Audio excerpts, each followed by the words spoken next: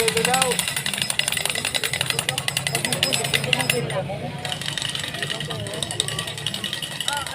Ano dyan ang taga sa Pinimatyo? So, ikaw ang murong. Dapat formal.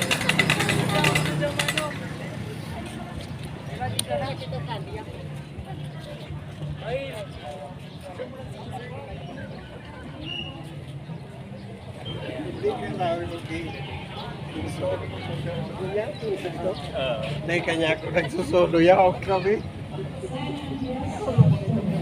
Hello, good afternoon.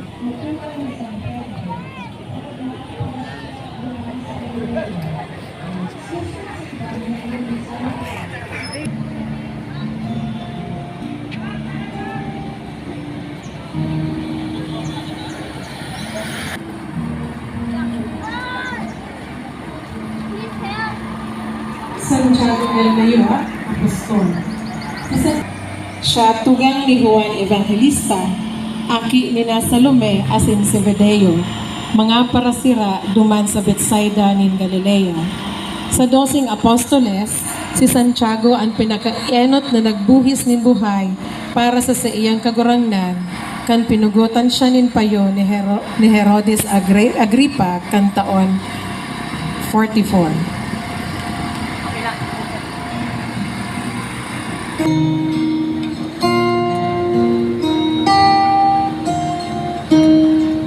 San Judas Tadeo, Apostol. Si San Judas Tadeo, sarukman sa 12 apostoles ni Jesus. Siya nagbalanibo kan marahay na bareda sa Judea, Samaria, Idumea, Syria, Mesopotamia, asin Libya. Nagdusay siya nin buhay bilang martir ni Kristo sa Beirut kan taon 65. Minibidbid siya patronin mga defiser asin desperadong kaso. Ninhulita siya ang huling santo na hinahagada nin tabang dahil sa iyang ngaran nakapareho ni Judas Iscariote na nagpasaluid kay Jesus. San Bartolome, Apostol. Ang kahulugan kan sa iyang ngaran, aki ni Tolome, asin saro sa 12 apostoles na pinili ni Jesus. Si San Bartolome nagbalangibog kan marahay na bareta ni Kristo sa kadakol na lugar sa Sirangan hanggang sa India asin Armenia. Siya man nagdusay nin buhay bilang martir ni Kristo.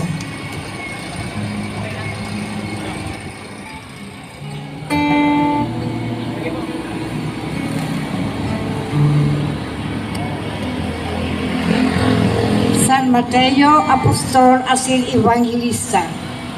Saro pa sa 12 apostoles si San Mateo, sarong dating parasingil nin buhis kan Imperyo Romano, bago siya apodo ni Kristo na maging sa iyang apostol.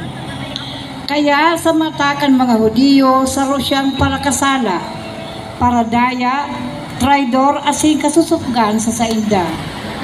Kan siya inapod ni Kristo, tulos siyang nagsunod. Binayaan sa iyang yaman asin trabaho para maging disipulo ni Kristo. May dalang libro ang sa iyang imahen. Ninhulita sinurat niya ang Ebanghelyo, susog kay San Mateo.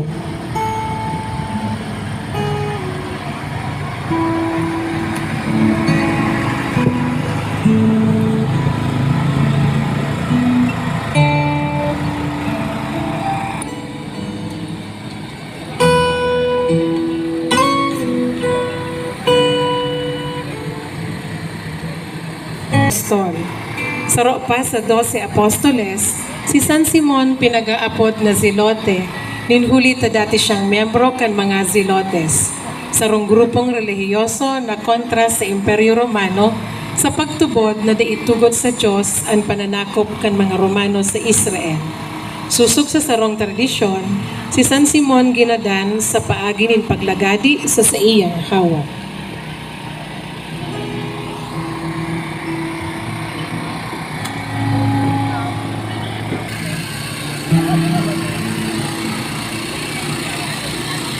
San Felipe, Apostol.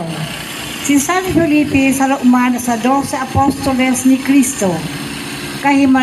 Kahimanwa siya ni Pedro, Andres, Juan asin Santiago na mataga sa Bethsaida sa Galilea. Siya dating disipulo ni Juan Bautista. Siya man ang nagpamibig kina Natanael o Bartolome kay Jesus. Susok sa tradisyon, nagbalangibog siya kan marahay na bareta sa Gresya, Persia asin Syria. Naging siyang martir ni Kristo sa siyudad ni Hierapolis.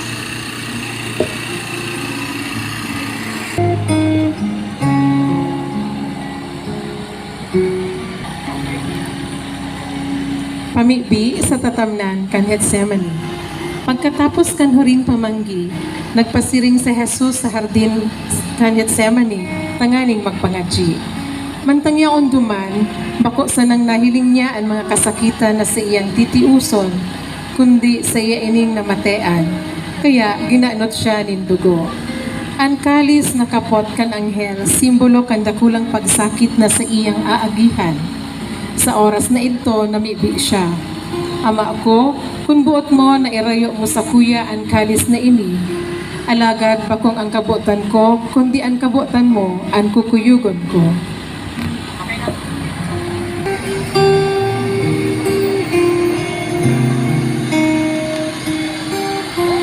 El Señor de Pasensya, sa mga pagulog-ulog, paghampak, pagsampar asin manilain na pasakit kay Jesus, dahil siya nawaranin pasensya, tanganing talikdan ang kasakitan asin nigaran ang sayang pagkamuot sakto.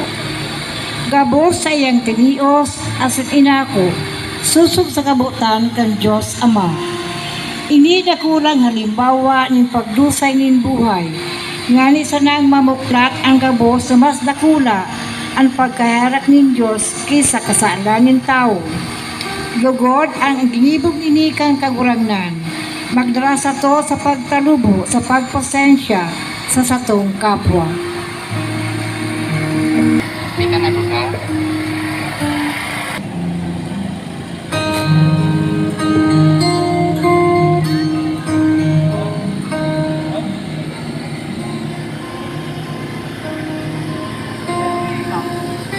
Nuestro Padre Jesus Nazareno. Iyo ini ang sarong imahen kan pagpasa ni Jesus kan krus kung saan siya ipinako asin nagadan. Sa Pilipinas, dakula ang debosyon sa itong na Nazareno sa Quiapo. Siya ang Diyos na nakikisumaro sa mga inaagihan na pagsakit kan mga nagtutubod sa iya. Siya man ang nagsabi na ang si Isay man na buot maging disipulo ko, kaipuhan magsayuma sa sadiri, magpaasan kan sa iyang krus aro-aldaw, asin sumunod sa sako.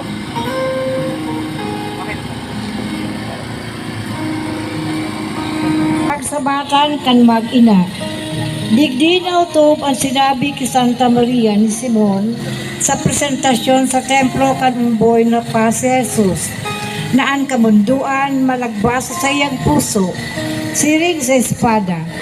Minulita pinakaharani sa puso ni Jesus ang sa iyang ina. Nagsakit mo ang dakulang pagtios, asing kagabatan ng puso. Iguwakitaan ni ina na nag-agi man sa mga eksperyensya na pagsakit, kaya makakalaon kita sa iyang pag-ampon, asin pagdaraka sa tong mga panibi sa bahal na Diyos.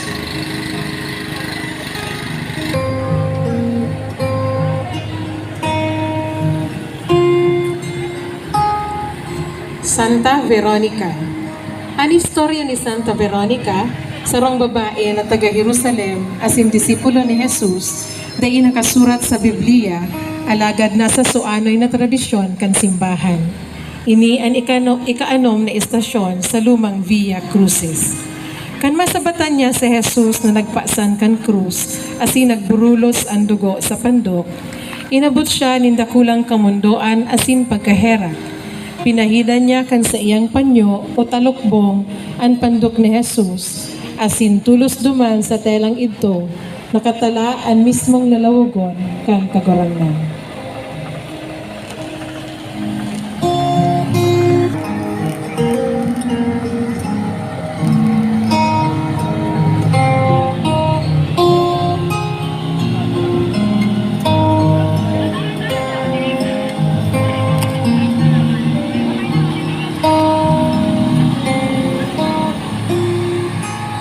Si Jesus nagadan sa krus. Sa Ebanghelyo ni San Lucas na susurat, kan mauto na naguntok sa pagdaktoldang anal daw, asin nagdiklom ang bilog na daga sa kod 3:00 nin hapon. Dangan na banga sa tao ang kurtina nasa laog kan templo. Nagkurahaw si Jesus, Ama, sa imong mga kamot, iniudusay ko ang sakong espiritu. Pakasabi ka ini, siya nautsan.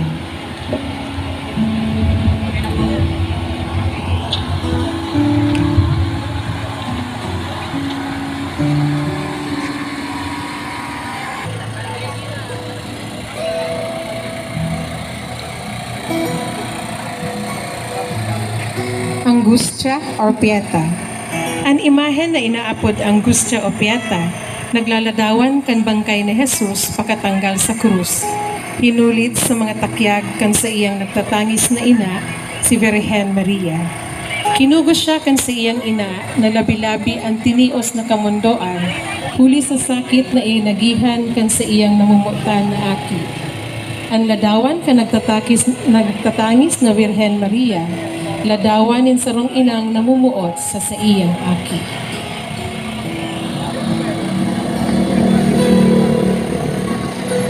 Diretso lang. Okay, stop na. Santa Susana kan Galileo. Si Susana saro sa mga babae na nagsabi sa Lucas Kapitulo 8, versikulo 1 sa 3. Bilang sarong babae na binulong asin tinalikas ni Kristo sa marumpot na espiritu, siya naging parasunod ni Kristo asin nagtabang sa mga pangangaipon ni Jesus asin kan sa iyang mga disipulos.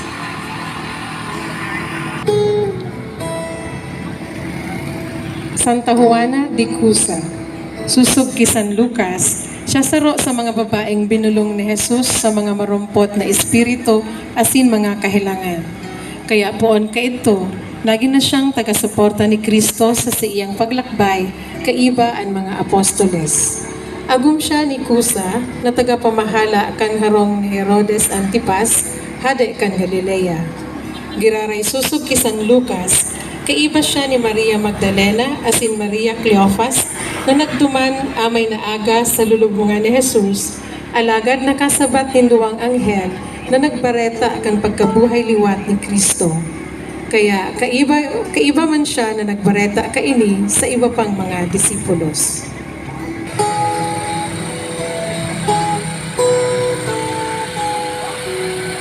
Santa Marta kan Betania. Susog ki San Lucas, siya asin ang sayang tugang ni si Maria. Igbisita si Jesus sa indang harong. Asin siya naglikod kay Jesus bantangan sayang tugang, nakatukaw sa pamitisan kan kagurangan. Susog ki San Juan, sa istorya kan pagbuhay kan sa indang tugang na si Lazaro. Nagtao siya nin malinaw na konfesyon nin pagtubo. Minatubod ako na ikaan Kristo, ang aki kan Diyos na pinaghahalat na manigdi sa kinaban. Maria de Betania. Siya tugang ni Marta asin Lazaro ng mga taga-Betania. Susog ki San Lucas, ka nagbasita sa siindang harong si Jesus, siya itong nagtukaw sa pamitisan kan kagurangnan. Siya man ang babaeng nagbubo nin pahamot sa mga bitis kan kagurangnan, dangan pinahidan niya kan sa iyang buhok.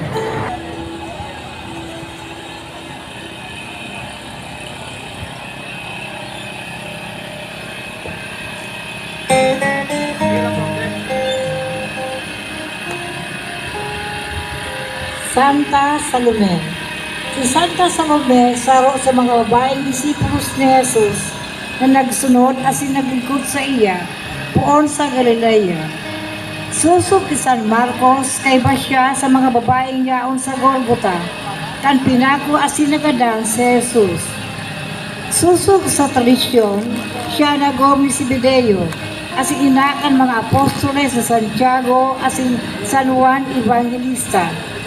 Giraray, susog ki San Marcos, kaiba siya ni Maria Magdalena, asin Maria na ina ni Santiago Minor, nga enot na binarataan kan sarong anghel, na si Jesus na buhay liwat kan sila nagpasiring sa lulubngan, na may darang pahamot kanal daw pakatapos kan Sabat.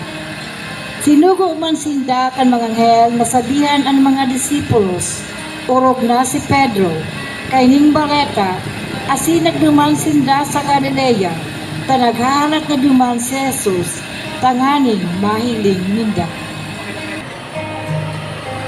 Santa Maria Jacobe, agum ni Alfeo, o Santa Maria Cleofas, o Santa Maria Jacobe. Susok sa tradisyon, tinutubudan na siya tugang o haraning pinsan ni Santa Maria Virgen. Agum siya ni Alfeo o Cleofas, asin ina ni Apostol Santiago Minor, kaya inaapod man siyang Maria Jacobe. Susok ki San Juan, kaiba siya ni Virgen Maria asin Maria Magdalena sa pamitisan kan krus. Kaiba man siya ni Maria Magdalena asin iba pang mga babae na buot kuta magbisita kay Jesus kan amay na aga pagkatapos kan Sabat. Alagad nakasabatin anghel na nagbareta sa inda kan pagkabuhay liwat ni Jesus. Dangan kaiba siya sa mga babae na nagbareta kaini sa iba pang mga disipulos.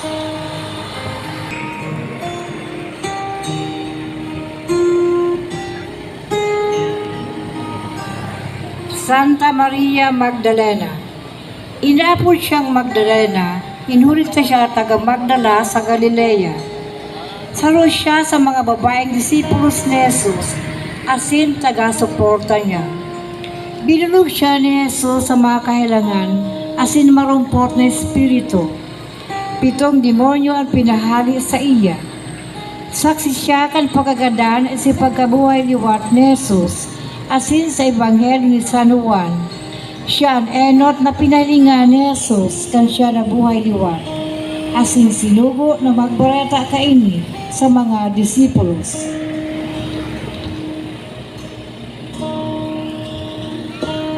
Sin Evangelista.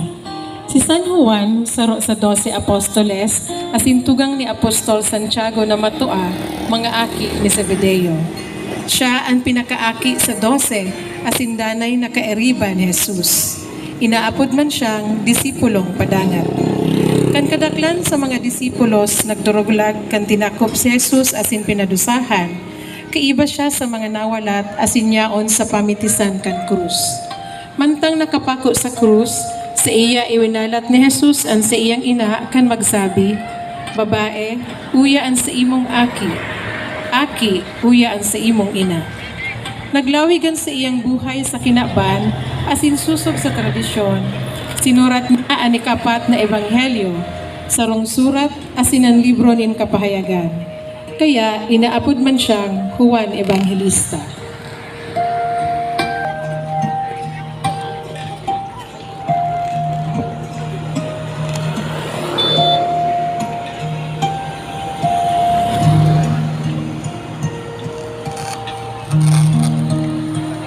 Santa Maria, ina ni Jesus. Si Santa Maria, ang ina ni Jesus, ninhulikan sa iyang pag-uyon sa binareta kan Anghel Gabriel, ang Diyos na nitao, ang siganamunda ginaranan na Jesus. Presente siya sa mga pangyayari sa pagsakit asin pagkagadan kan sa iyang aki. Kaiba man siya kan mga disipulo sa nagmilya, sa loob ng siyam na aldaw, kan dumitong ang Espiritu Santo, asin humilig sa inda bilang mga dilang kalayo, kan aldaw ng Pentecostes. Aldaw na namundag ang simbahan, siring kan pagsuho niya sa surugon duman sa kasalan sa Kana. Padagos niya kitang pinapakilumdom dapil sa iyang aki. Gibuhanin do ang anuman na sinabi niya.